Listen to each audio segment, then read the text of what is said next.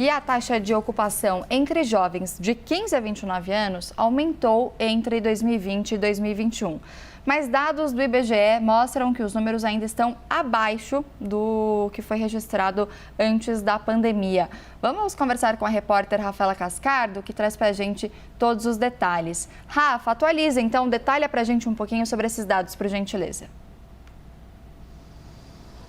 Claro, Nicole, vamos lá. Olha, no ano passado foram quase 13 milhões de jovens de 15 a 29 anos, que eram aqueles chamados jovens nem-nem.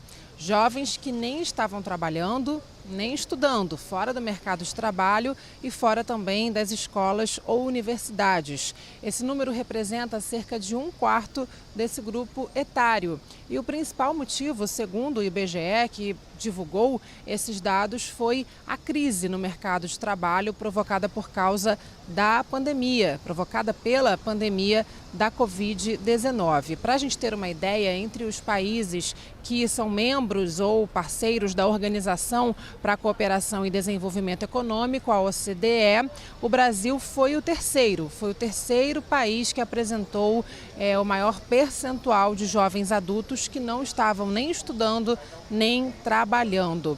Bom, para a gente entender um pouquinho o perfil desses jovens, as informações do IBGE constaram que quase 42% eram mulheres pretas ou pardas, 24% homens pretos ou pardos, 20% de mulheres brancas e 12% de homens brancos. Nos estados do Norte e Nordeste, com exceção de Rondônia, os percentuais desses jovens de 15 a 29 anos desocupados e também fora das escolas, universidades, esses percentuais eram maiores nesses estados e eram menores em estados das regiões Sul, Sudeste e Centro-Oeste, com exceção do Rio de Janeiro. Maranhão e Alagoas, especificamente, esses dois estados tiveram percentuais mais altos, acima da média do Brasil, e os estados do Paraná e de Santa Catarina apresentaram percentuais menores.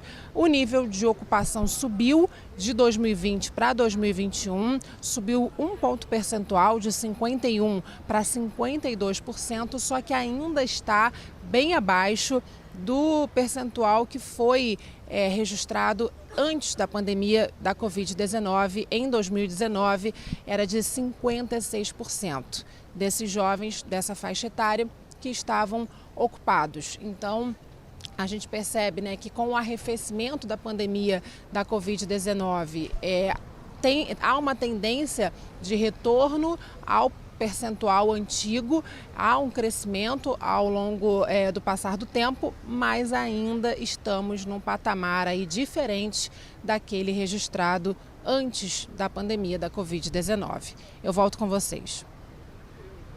Ok, Rafaela, obrigado. Rafaela Cascardo falando ao vivo do Rio de Janeiro.